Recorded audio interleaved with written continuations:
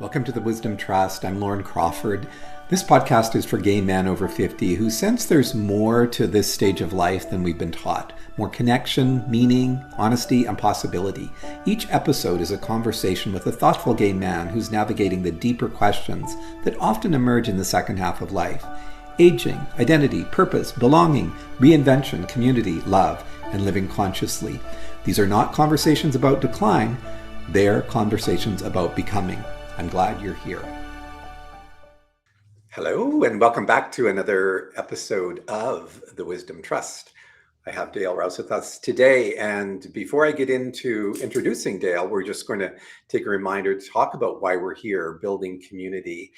We're not here as experts, having figured it all out and made our life's work perfect. We're all on a journey, and this is really about building community, hearing each other's stories, and learning and growing from each other, to be quite honest. Now, let's find out about this Dale character. His bio reads a little bit like a piece of fiction, and in many ways, it actually is that. So Dale spent many years, 2 decades, as a professional performer, dancing on Broadway, serving as an original cast member in Celine Dion's iconic Las Vegas show, A New Day. Working under the direction of Franco Dragone, I hope I pronounced that right, the creative force behind Cirque du Soleil. In 2005, Dale pivoted completely, stepping into real estate. Wow, that's a pivot. And within just 3 years, earned top honors for individual sales volume at Remax. But it was a diagnosis of generalized dystonia that became his most profound turning point, shifting his focus from external success to deep inner work, which is what I love so much about you. That journey led him to shamanism and authentic writing. I think that's what I'm going to say and hand it over to you, my friend, to tell us even a bit more. So who is Dale? Good. Thank you. Thank you. Thank you. As you know, I'm a huge fan of you and your work and what you're doing here. It's so needed in this time where post-COVID, we're still very fragmented from one another, right? And our lives haven't necessarily caught up with sometimes even our needs.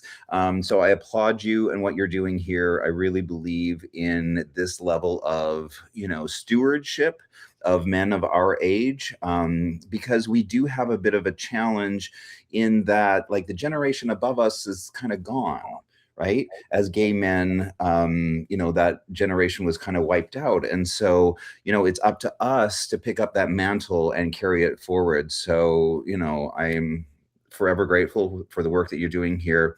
And thank you for inviting me to be on. Yeah, my journey has been a bit nuts. I've lived like 8 lives in one life. But so I started as a performer. But then by the time I was 35, I just didn't want to jump up and down for a living anymore, and wanted to actually really make some money. And that's when I went into real estate. And like you said in your intro, and that was all good until, and I'm not sure, it's all factors all at once, but that level of success and that level of kind of chasing money and chasing all the things we're supposed to be doing, one way or another, my nervous system essentially collapsed. And I was left with an incurable neurological movement disorder that's in the same family as Parkinson's and MS. And I describe that as the best thing that's ever happened to me and the worst thing that's ever happened to me, right? Because it really, quite literally, brought me to my knees, my inability to walk, my inability to feed myself, my inability to function and work a job. Like, my entire life just untethered from all norms of what we're supposed to be doing. And it really caused me to focus on the inner work, right? Like, who is Dale without all the trappings of, a stage or, a real estate career or a career at all, actually, to be honest. And that is where the real journey for me began. And I was asked to essentially like look at what do I have control of? Okay, if my body is saying I can't do this anymore, um, well, what do I have control over? And what levers can I pull in order to affect change within myself, within my life? Because the doctors were all saying, well, this is incurable. And it would have been really easy for me to go to the support groups and to live the life of a newly disabled person.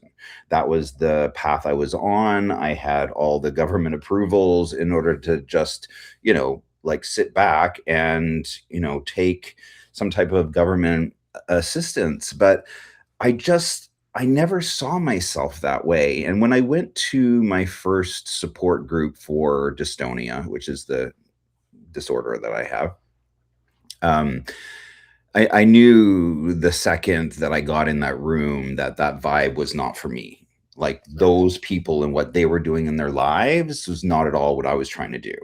Like I still saw myself as a very powerful person. I still saw myself as a very able and capable person, even though I was physically struggling to get things done that I needed to do, like dress myself. Um, and gosh, if you have never been to that place where your future is taken away from you, where there are no good days on the calendar to look forward to, like I was just really staring down the barrel of a life being disabled. And what was I going to do with that? And that's when I really started chasing out the most powerful thought forms on planet Earth. And I'd always kind of had an interest in it anyways. I mean, if you like look at all like my tattoos and stuff, they're very like shamanic. They're very spirit driven. I've always been interested in that, but that's when my path really found its light. That's when I really started diving into what is energy work. And oh my gosh, are you kidding me? The entire universe is far more pliable than we've ever been taught. Well, what does that mean? And what is shamanism? And if a shaman is the doctor of the soul, how does one turn that into a practice? How does one heal oneself from the inside out? And so that's the path that I went on. I went to shaman school for a year and studied that because I really wanted to know the inner workings of the principles of core shamanism. And it was there that I was introduced to things that we're not taught in the Western world. And that's what really like caught my interest. And that's what really like brought me back to life, because there was this whole other way of essentially being that I hadn't been tapped into, right? In our typical religions that we use in the Western world, whether that's Christianity, Mormonism, Judaism, whatever, like the person in those circles who is the most subservient is the best Christian, is the best Mormon. But being the most subservient is not being the most powerful. And I was discovering spiritual circles where they were teaching you how to essentially jailbreak the matrix and be able to manifest on a Christ level and to start witnessing people who have like gone to that place and see how they live. And it is abundance. These people are not, the little church mouse pastor who's getting by paycheck to paycheck. These people are living in abundance. These people are living their best lives. And it all starts there from the energy work that they're doing in and on themselves. So that was kind of the path that I first started on in order to reclaim my health, reclaim myself. But it goes even further than that. Once you really get into the traditions of shamanism, it's reclaiming all the parts of you that you had to cut off just in order to survive. And for us as gay men, like there's so many parts of us that we've had to cut cut off in order to exist. Like even as little, gay boys, we can't be as feminine as we maybe want to. We can't be as pretty. We can't be like, we just can't express ourselves, in a feminine way. And so we often, remove that from ourselves, and joining, a practice like shamanism. And I want to make sure that I say it clearly here that it is a practice, it is not a religion, right?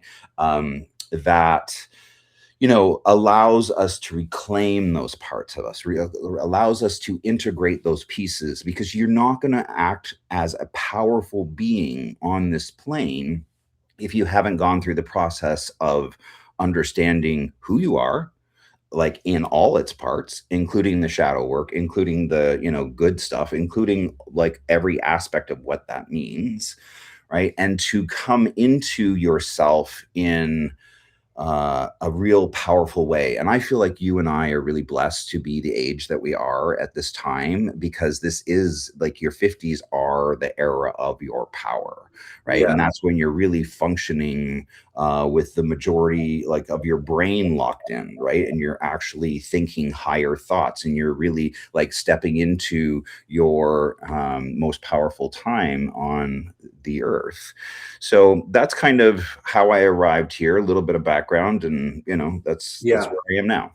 And I think that what's really rich is, your connection through shamanism and the work you've done there, and how it's awakened in you a whole new understanding of self, of reality, of the dimensionality of this thing that we're in, this life, the thing that we're in, these experiences we're having.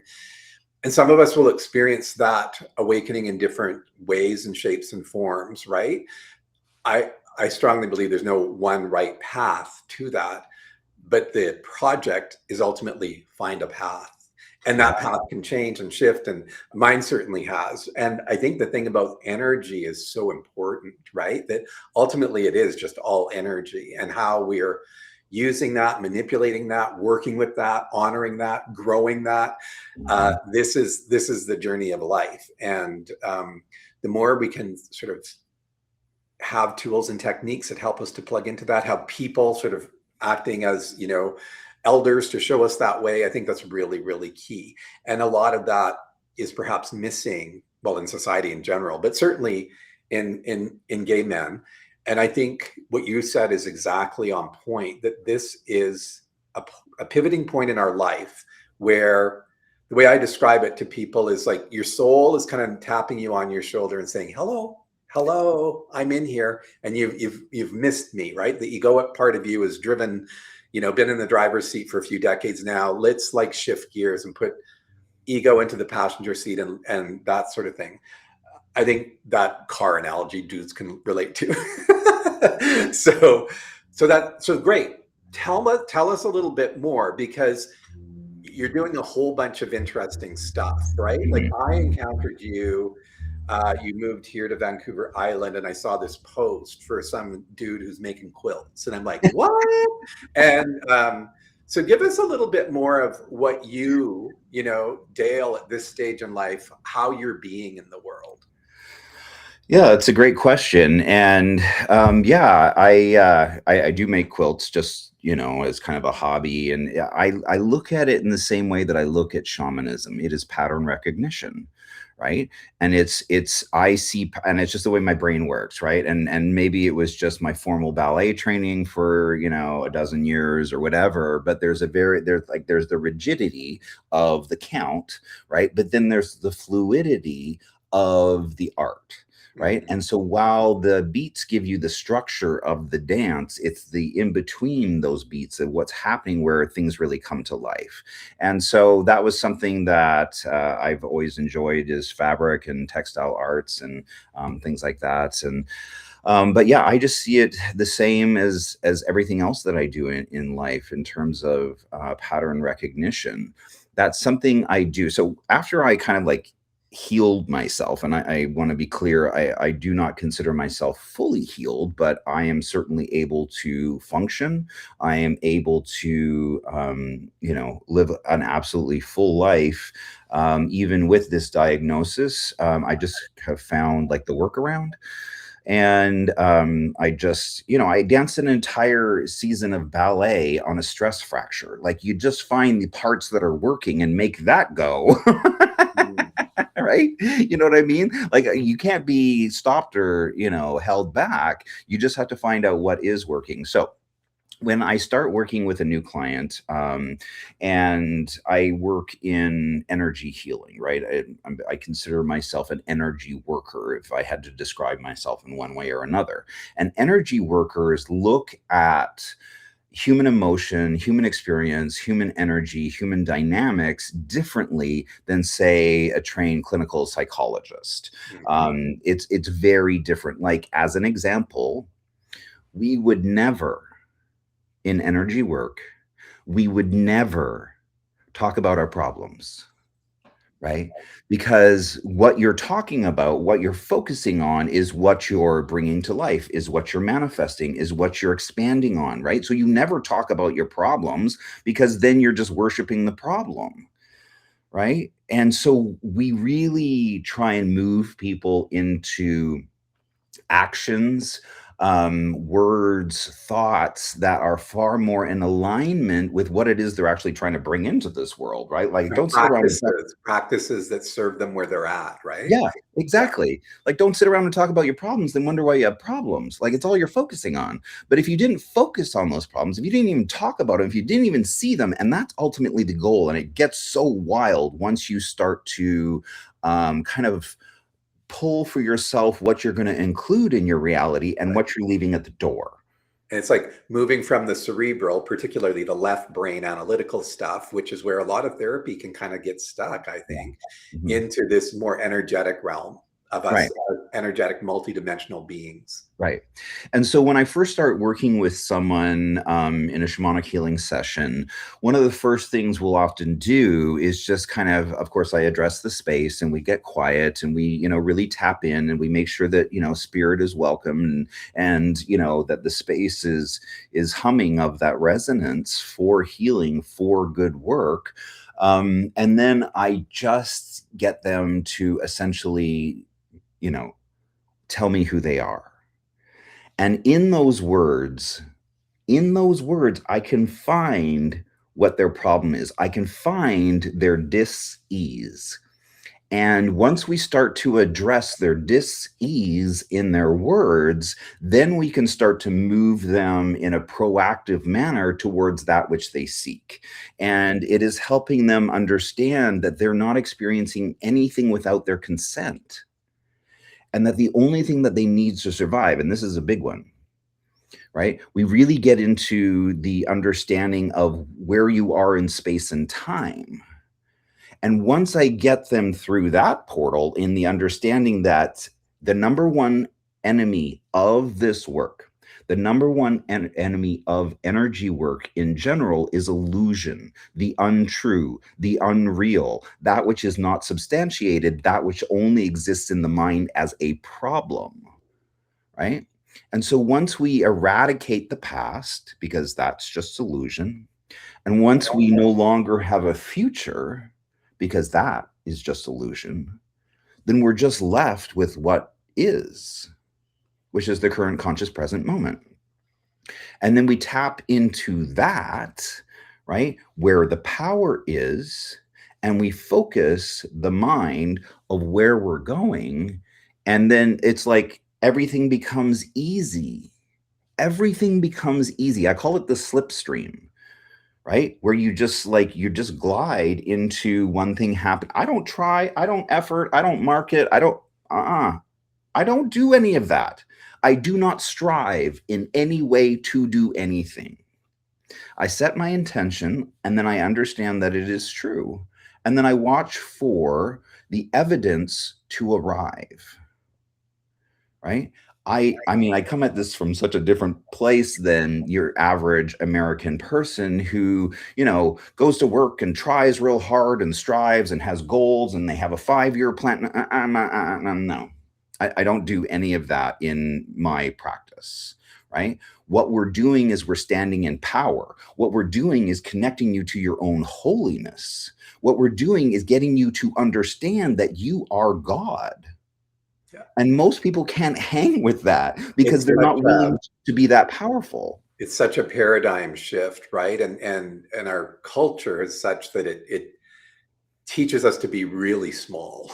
Yes, again, Infinitesimally small. yeah, Yeah. the most cowed person in the room in most religions is the winner. Yeah. Like that's how you win at Christianity is you be the most subservient, Yeah. not the most powerful, not the one who is standing in a Christ consciousness type of vibe, declaring their own holiness to the room and Mhm. walking into the room and affecting the room, not letting the room affect you. Like that's where we're going. That's power. That's choice, Yeah. right? And so this is a I think an amazing revelation for many of us because our whole way of being in on this globe is shifting and changing in ways that most of us, especially if we're rational brain thinkers, can't even fathom, right? But so many things are shifting and will change the way this world looks in the coming years and in the not distant future. Um, so you've had this pivot. You're doing this work. You're an energy worker, helping other people on their journeys. Um, what else is going on that's really been part of this pivot? So that's, I know, one part of it. Mhm. Um, but I know there's other stuff too that I would like you to share with us. Sure. So yeah, I started authoring books as a way to heal myself. And I highly recommend that if you have like real world problems like I did, like I mean, like I told you, I needed help dressing myself. I needed help feeding myself. I couldn't walk from one room. I needed help even with I had a walker. You know, I was seriously disabled. And how I was able to kind of like find my way out of that was through writing books. And what that did is it allowed me to essentially put my problems on a fictional character and then solve their problems from an arm's length transaction. It gave me kind of the stopgap that my mind needed from me and my problems. And Yeah. so by solving the character's problems, I was, you know, solving my own problems. So this is a little segment which I call freedom from. So you found this as an outlet, Uh-huh. and it sounds like it was kind of a surprising one for you that took you from that place of not being identified as that, you know, use the word disabled being to an empowered energy being, and the book writing was a powerful vehicle in that transition. Yeah, and so I mean, I didn't know that I could do this, and I was really surprised when I sat down to write my first book, how the title of the book, the main character, the setting, like it all just came to me. I was like, "Oh, okay, I'll take some notes here. Okay, that seems like a good idea. Let me just write that down." But then it didn't stop. And it was like, and then he did this, and then they did this, and then they did that. And I vomited up my first book in 6 weeks. It's like 350 pages, and it changed my life.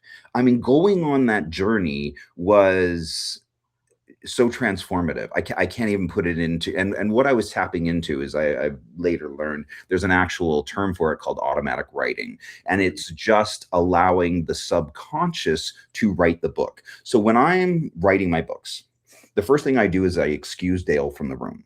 Right? Dale doesn't need to be in the room while Dale is writing a book. And in shamanism, they call that being the hollow bone. When you essentially empty yourself from yourself, what that does is it allows for the new to come in because nature doesn't, you know, allow a vacuum, right? There can't be nothing. So when you excuse yourself from yourself, the new comes in. And when that new comes in, for me at least, it arrives with information. And so what I do is I essentially just open up the movie screen of my mind and then just start taking notes. And it is the wildest thing because like the distance between what's happening in here and it coming out on the page is like they're one, and it's almost like my keyboard becomes like a Ouija board. I literally just allow it to happen. I do not think, I do not process. I do not do an outline. I do not have character studies or nope, nope, nope, nope, nope, none of that. And I am continually shocked. Now, mind you, this is a real practice. You have to practice it, and while it did arrive like on day one as kind of like, oh, this is interesting, it has been years of me honing this skill to understand quite honestly, if I'm to break it down, is to understand the voice of inkling. Mm. And when inkling arrives, I recognize its voice. When inkling arrives and tells me in chapter 3 to put in the green bucket and it doesn't make any sense, I put in the green bucket. And then I get to chapter 8 and it's like, and suddenly I need a green bucket. And I'm just like, it's so much more intelligent than me of my own forced mind and thoughts could have come up with. Yeah. The bucket reminds me of a story, and I'm just going to interject it because it's about energy, right? So when I had done my first yoga teacher training over 20 years ago, there was some element missing. I didn't understand meditation. They didn't teach it well at all. So I went seeking and I found this guy who was like the loafer wearing healer. It was like he wore these Italian loafers. He wasn't like all granola-y with the mullahs and all that stuff. Powerful Reiki healer. And so I did Reiki sessions with him for a long time. And then I did the attunements and got my own stuff going. But one time you were starting the session, he goes, oh, just a minute. And I'm like, okay.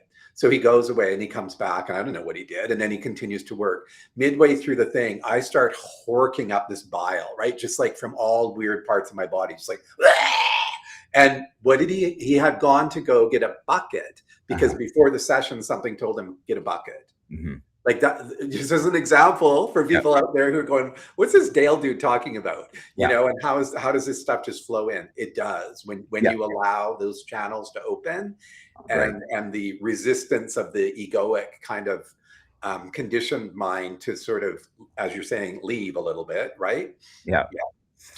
Yeah. What is required in order to get to that point where the universe is truly directing you like that, right? And I have repeatedly seen my teachers operate at a Christ level. And the stillness, the silence, the internal guidance system is quiet. It is the opposite of what most people are operating with in North America. When you sit with Indigenous elders, they have a stillness to them that we in the Western world have lost. When I went to shaman school, I mean, I was so fascinated by what they were accessing. How are they able to, and it goes across everything.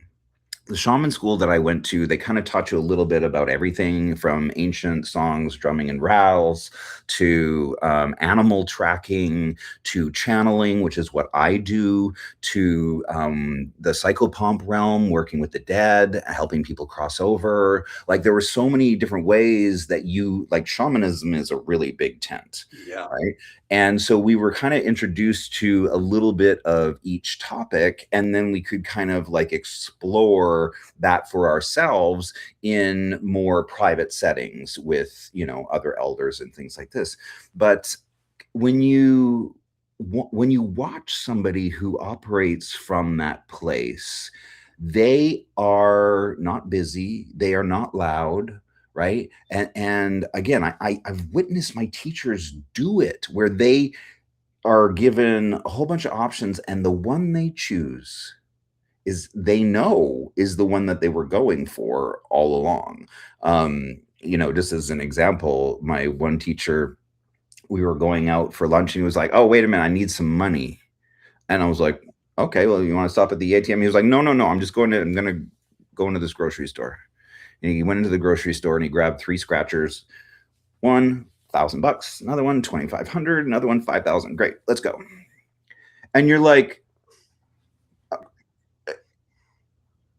like you can't believe what you're seeing. And while you've been in the presence of these people who can pull thoughts from your mind, they're clearly reading your mind as like there's no safe place to like turn, you know, and they're just operating on a different frequency Oh yeah. because all their needs are being met. And they know that if they need a quick $10,000, they can just go grab a couple of scratchers and, oh, let's go for lunch. Like, that's just the way they live. That's the space in which they live. That is abundance, Right. right?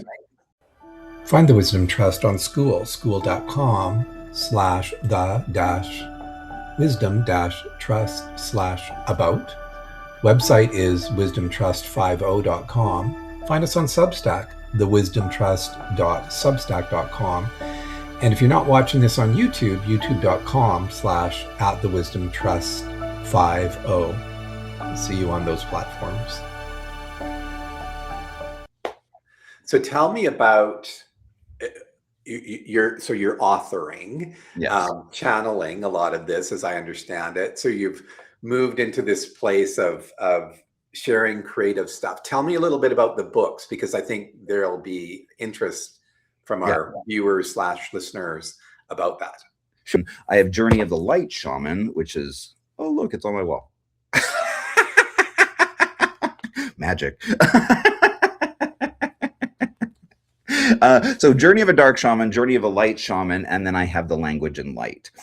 And the Journey of the Dark Shaman, like I said, is very probably relatable for anybody that's kind of been, you know, through the ringer with, you know, gay scene, drugs, maybe been a hooker for a while. Like, that's the story for you, because it really is a very broken individual who has left, you know, just a really horrific past, very dense past, has a slight, you know, love affair with getting beaten up.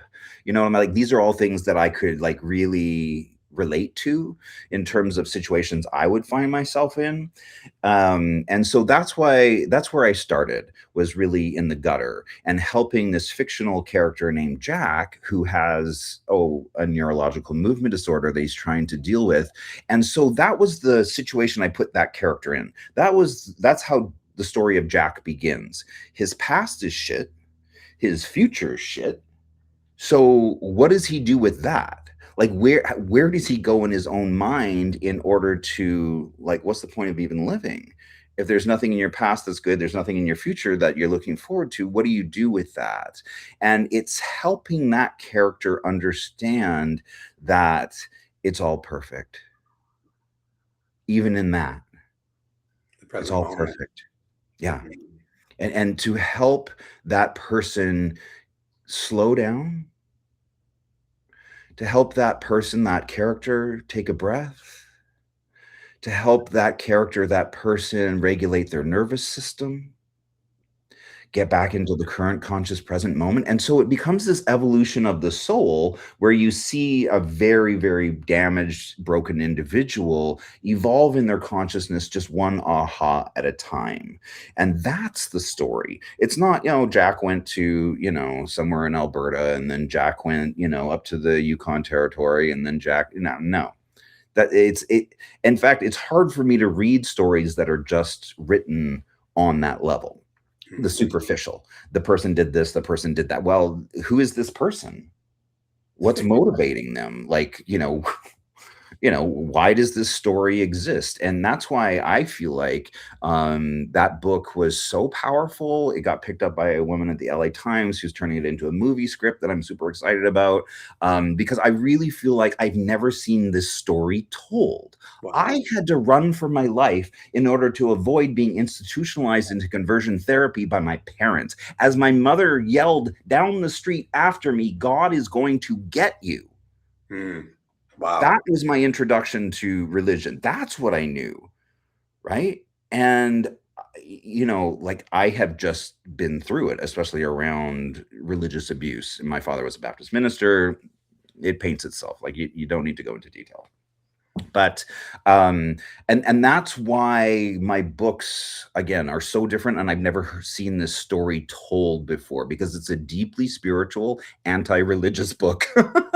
Right, Right. of just me helping to overcome what I was put through, because my parents knew absolutely nothing of love and everything about judgment. Mm. And it's so sad to me that they never, ever, ever in their life, in their mind, had any association with love. It was just all judgment, all dense, all religious, like trauma that they had gone through and survived barely, that they were then dumping on me. Oh, and by the way, my father was gay and my mother hated me for it because I was the one she could pick on. Right, right. Great. I'm sure people can relate, some people anyway, to various elements of that boy going through this horrific experience with family and then having to just sort of figure it out on your own, right, as an Yeah, adult. And yeah. and I know when in my 20s I was so angry because it was like, how did I land here having to figure all this shit out on my own? No proper parenting, Yeah. no idea what relationships are supposed to look like, No. growing up in a single family home, all that stuff, right? Yeah. And then, we find our way, we Yeah. find our way.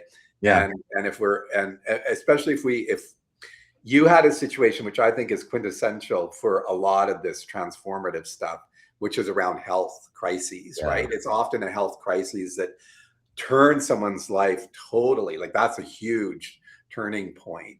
Yeah. But we don't need to wait for that, right? And I think this is the message that your books will deliver, you as an energy worker share, and hopefully I'm doing that on some level too. Like, we don't have to wait for a crisis to Mhm. change. Like, Yeah.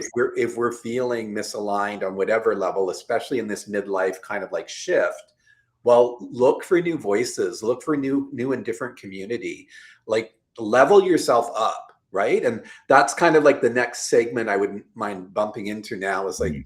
how do you, in this new being of who you are, what is the leveling up that you're continuing to do? Because you said earlier, like, it's not complete, right? There's still some residual health issues perhaps and other growth that you're doing. So share with us what leveling up can look like.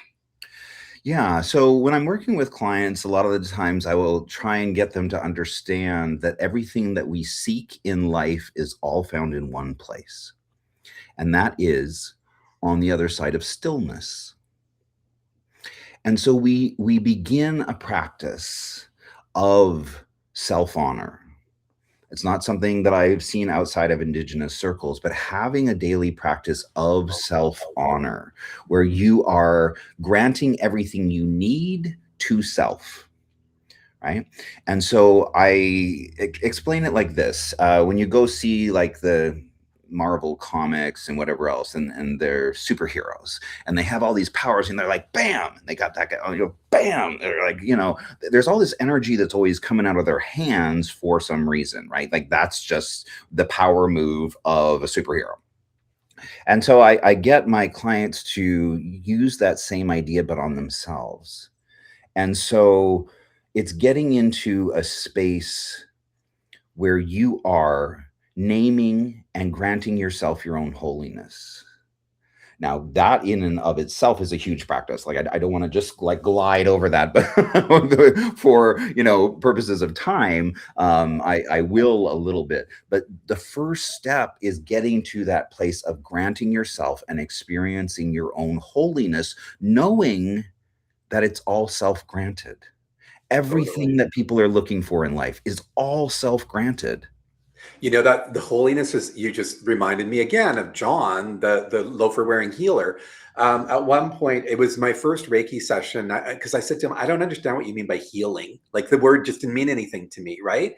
And he said, well, let's try, are you open to trying some Reiki? And I'm like, sure. So I get on the table, didn't know what it was. And for those that don't know, there's different forms of Reiki. The one that John did was and you're on a table, like a massage table, but you're not naked. I'm sure some people do it naked, but you're just lying there, right? And some people will touch you physically. Some people, their hands will just float above.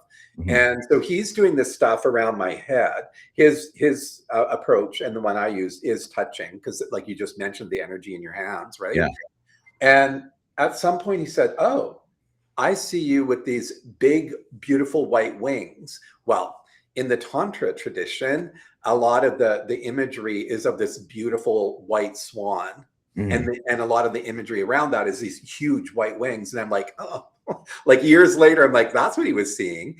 And then he also, to your point about holiness, he said, he kind of giggled a little bit. And I'm kind of like, what? He goes, "You're a holy man." And like, I was at that point just such a cynical, negative bastard, so filled with anger and all that. I'm like, fuck off. Like, what are you saying to me? Right. And, but then I understood as the years went by and I was deepening my journey, that like he saw all of that in whatever dimension of me was present in that moment. Right. And that was beautiful, Yeah. you know, but it took me a long time to understand what that meant. Yeah. But I love this question. And I hope you do this with all of your, guests on the podcast, because it is so powerful. And for me, leveling up is everything. And you can't level up if you're not naming your level. Yeah. Right. Yeah. And so it's taking the time to understand and unpack your entire mind. Right. My teacher calls it your mind garden. Like, what are you tending to in your Yeah. mind garden? And like, is there frustration there? Yeah. Okay. That's information. Nothing's good or bad. It's Yeah. just we need like a baseline read of who you are. Are you being shitty? Right? Are you being generous? Are you being frustrated? Like, what's holding you back? And when you start to understand that it's just you against you, then the game gets really good. And it Yeah. gets even better once you realize that everything that you're looking for in life can be self-granted, down to the money, down to the house, down to the partner. Like, give it to yourself, grant it to self, right? And spend that time, like really focusing in and giving yourself everything you need. Don't look to others for love, right? That's where most of Oh, us 100%. 100%. Yeah. no, you'll always be disappointed and you'll always be Yeah. frustrated, Yeah. right?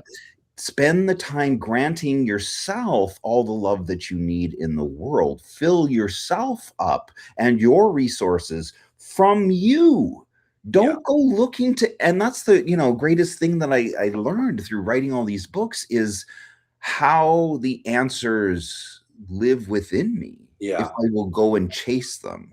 Yeah, you said something earlier, which I want to come back to too, about stillness, in the yoga tradition. And again, we're not like, I try to avoid the word yoga because people see this box of fancy exercise class in spandex, right?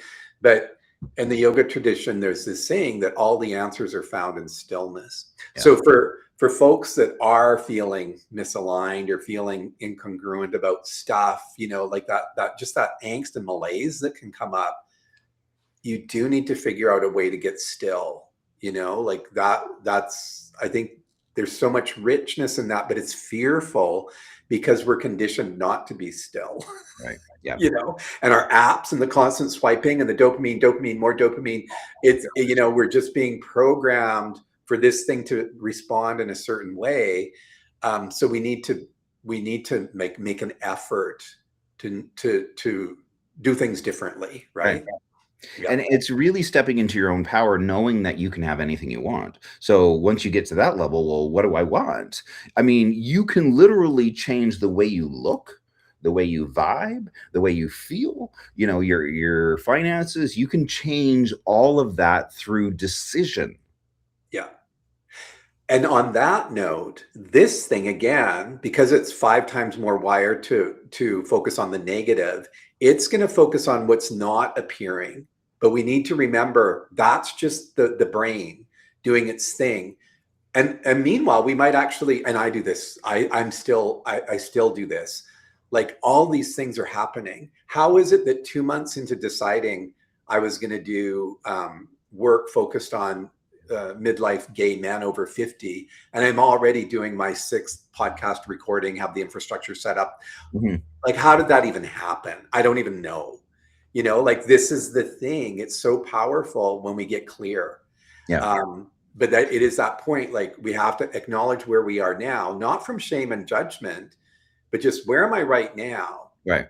And then where am I going in the Right. sense of, and it's like you said it earlier, it's not about goals and all that stuff. It's just about getting a little bit more clear about what that being is that you want to become. Right. Getting clear about your truth. Yeah. Who am I in the world?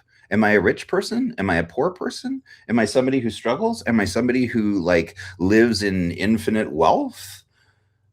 Because once once it becomes clear to you that you just have to decide and that the rest is a fait accompli, right? And once you understand like that and those steps and how powerful that is, it's like this podcast. It was a thought, was it not? Before we are sitting here having this conversation, it was a thought, right? You began the process there and then brought it into the world. Well, Yeah. the same is true for all things. I look at it, and this is something I do with a lot of my coaching clients is we go through understanding programming the reticulated activator, and that is to say that it will bring to your mind anything you ask. So like when you go and buy a new blue VW bug and you start seeing blue VW bugs all over the place that you never saw before, that's your subconscious that you've asked your reticulated activator to bring to the forefront of your mind every time you see in the background a blue VW bug, and suddenly it's all brought in. The same can be with success, with money, with opportunity, with partners, dates, whatever you want.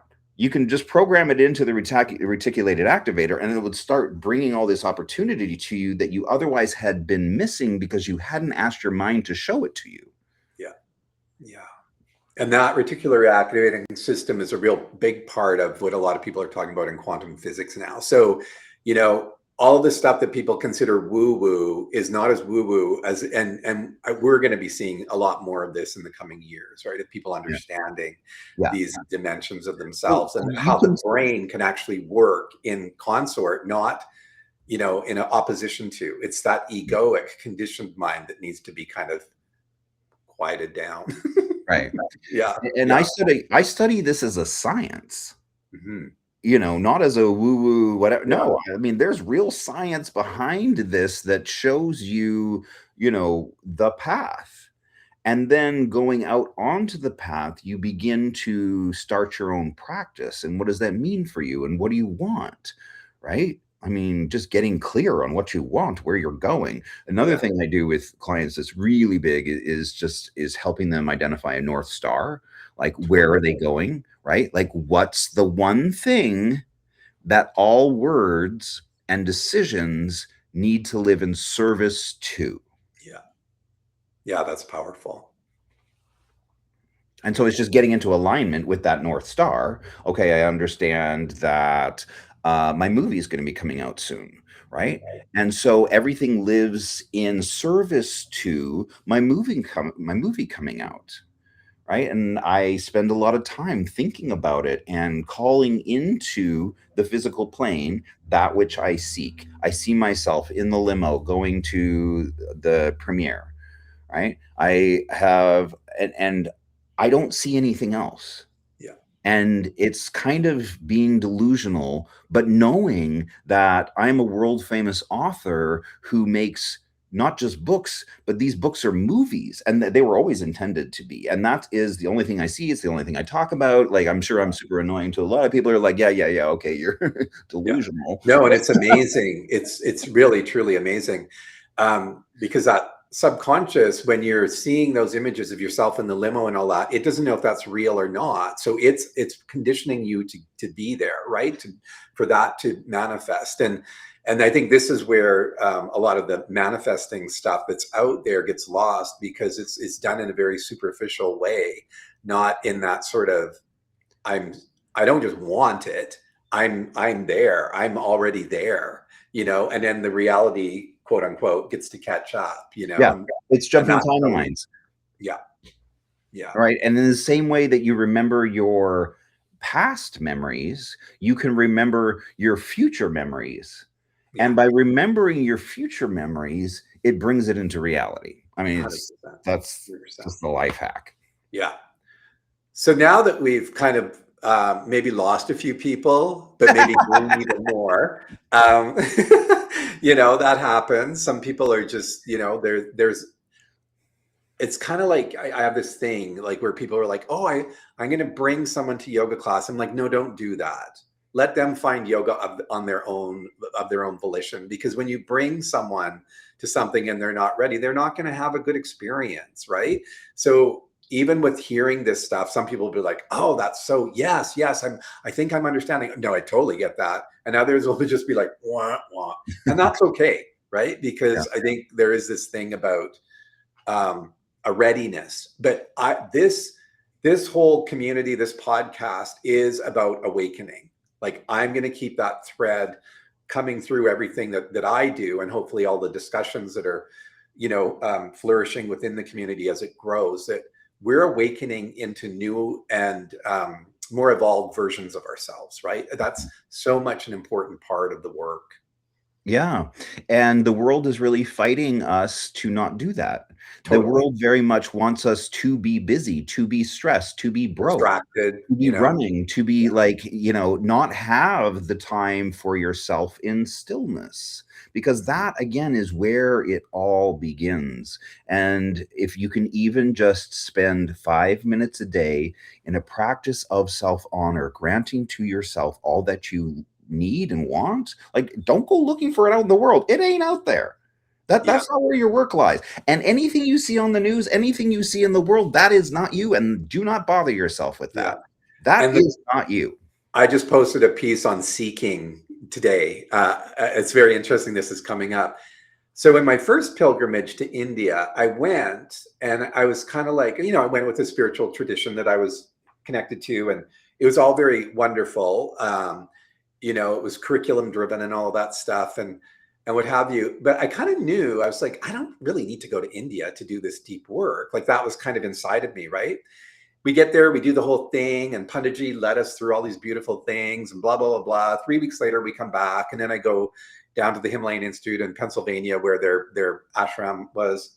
And he was talking about just a review of the thing. And he said, you all know you don't need to go to India to have those experiences. And I'm like, exactly. Yes. Right. So it's all what's going on in here, Yeah. and this is all distraction, but also supporting and loving stuff. So Yeah. it's really perspective, right? Yeah. Yeah. Yeah. Sure. So tell us, moving into the final bits here, how, now that you've leveled up, you're in this whole new thing, and what's going on in your life? Like, how are you having fun? Like and fun, I know that's a superficial word, but it doesn't Sure. need to be. Like, how do you, at this stage, kind of like, Yeah. Well, that's a great question. And let me just preface it a little bit by saying anybody who evolves in their consciousness will experience massive loss. But you have to get to the other side because you're like outgrowing all of your friends, your relationships, like everything you've ever been and ever done will no longer suit you. It will no longer feel like a place you should be hanging out. yeah, And so there's massive, like, I just got divorced. I thought we were going to be together forever, but I evolved so much that like we just weren't compatible anymore because I was no longer willing to, put up with certain things that had become total deal breakers. So once you get past that point of, complete annihilation of everything and everyone, like sounds like fun. Discussions about fun. Right? Once you get past that part, it does actually become fun because then you really step into creativity. Then you really step into being able to do whatever you want very easily. Again, stepping into the slipstream where you don't even have to try. You just set your intention and your consciousness, and you just go through your day floating along.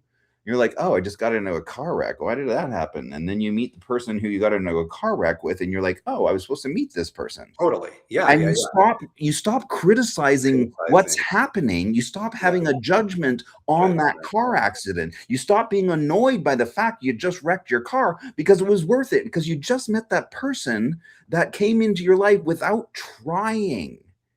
Yeah. And that's the part where it gets really fun. And fun is different. Like, fun isn't about going to the bar and having a bunch of drinks and maybe having the best sex of your life and whatever. You know, fun looks different. And for me at this stage, it just seems like joy is ever present. You know, I can find joy in the simplest things, you Yeah. know.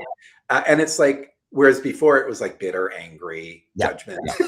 you know. Yeah. And it's when I used to run yoga training programs, especially the first couple of years when I co-led them with a wonderful teacher, Roxanne Jolly in Ottawa, we would tell the folks when they started, okay, so you're going to go through this whole winter of training, like every weekend for a number of months, right? And we're going to make you really boring, because you're going to go from this way of living, like peak highs and then peak lows, and then peak highs and then peak lows, to a little bit more like this, right? Mhm.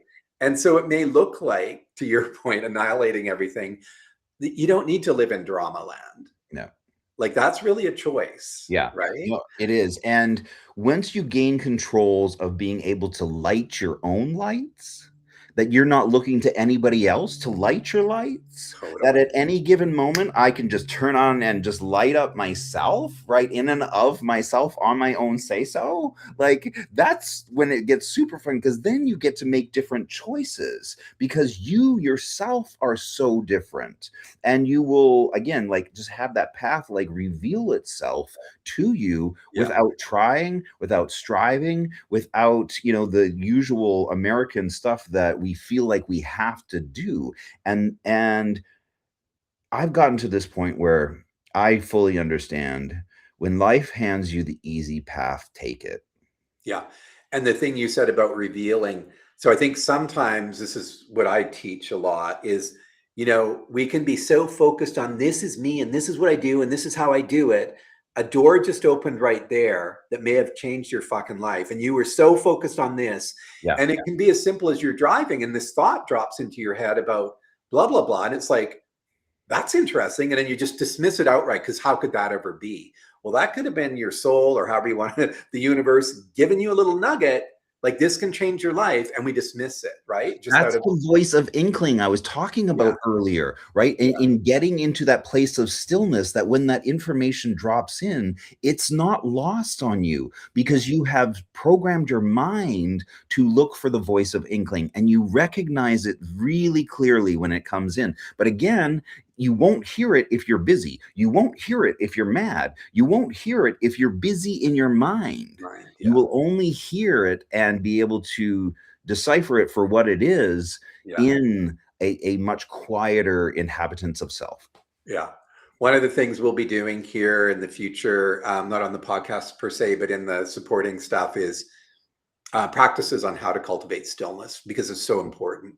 Mhm. So let's move into the final little section here, which is about wisdom, your wisdom nugget or nuggets. Like, you've shared a lot already, Mhm. but if you're speaking to someone or just wanting to impart something to someone who's listening or watching, who may be feeling a little bit stuck, maybe feeling a little bit like there's some uncertainty, they're at a crossroads and they're not sure of the next step to take.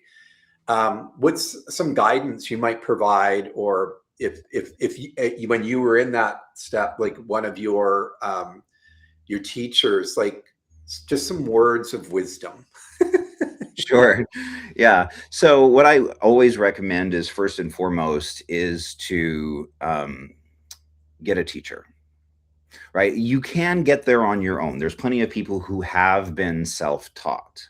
That is an option. However, if you want to kind of shortcut the process and make it a little bit cleaner and smoother and, not such a crazy path, right? Get in touch with somebody who's been there. Get in touch with somebody who has a light or a spark about them that you want for yourself, right? And spend some time with that person.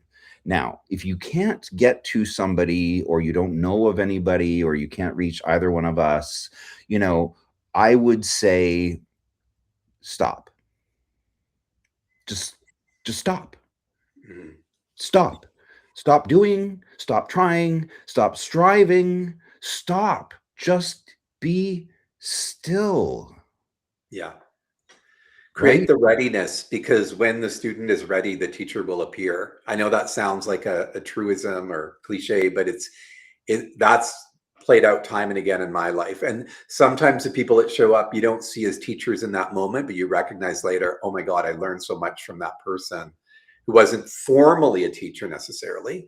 Right. But there are people like us who do energy work, who do help people, expedite the journey. And that's definitely a good starting point for many of us who aren't too sure. Yeah. Yeah. Yeah. So again, just always keeping in mind that everything you're looking for is on the other side of stillness, and everything you're looking for is all self-granted. All right. So this has been brilliant. And I want to share with the folks listening, watching, how they can connect to you. So I'm just putting the web address on the screen. So what will they find there? Yeah, there's a bit of a blurb on my books and where you can find them on Amazon. There's a little bit about me and my energy work, and yeah, just a little bit of my background and what I do, everything from real estate to working in sustainability and prefab housing, which is also a big interest of mine. So yeah, you can just learn about all of my weird and everything about the books, and it's all on there. Yeah, it's quite, I remember when I visited the first time, I was like, what? Like, holy, is this one person or is this an enterprise? Right. He is the Dale enterprise. And the quilts too, right? Like, so lots of good stuff there. So folks, go check it out. I've been blessed. It was one of those things, one of those inklings, as your word, where I saw your profile, and the first time I looked at it, I'm like, I'd love to reach out to this guy, but he'll never acknowledge me. So why would I? And then a few weeks later, I thought, well, why wouldn't I? And then so I just messaged. I said, hey, your website's kind of crazy. I like what you're doing, and you're on the island. Let's meet and have a conversation. And you're like, sure. And I'm like, what? Yeah. And then so we got to know each other. So it's been really, really great. And that's how it works, people. Exactly. Yeah. So wonderful. We're gonna wrap this up. Thank you so much for making time to be here. Of course, my pleasure. Thank you so much for inviting me. You're welcome. And good luck with everything. I mean, it's just so exciting to see everything that you're doing. Yeah, thank you. Appreciate All it. right. Bye for now. Bye. Thank you to our guests today, and thank you for listening. If what you heard landed with you, if you felt seen, heard, inspired to make a shift, I want to hear about it. Get back to me on one of our platforms or where you're listening to or seeing this. And if you know another man over 50 who you think would benefit from hearing this, share it with them, please. This community grows when we show up for each other. You can find more essays on these topics, reflections and such at our Substack account. Watch for other content on our YouTube channel, and stay connected to us through our school platform. This is where we engage and are building our community. Remember, the second half of life isn't the beginning of the end. For many of us, it's the moment life finally begins to open up. You're not alone in this. We're in it together. I'll see you next time on the Wisdom Trust.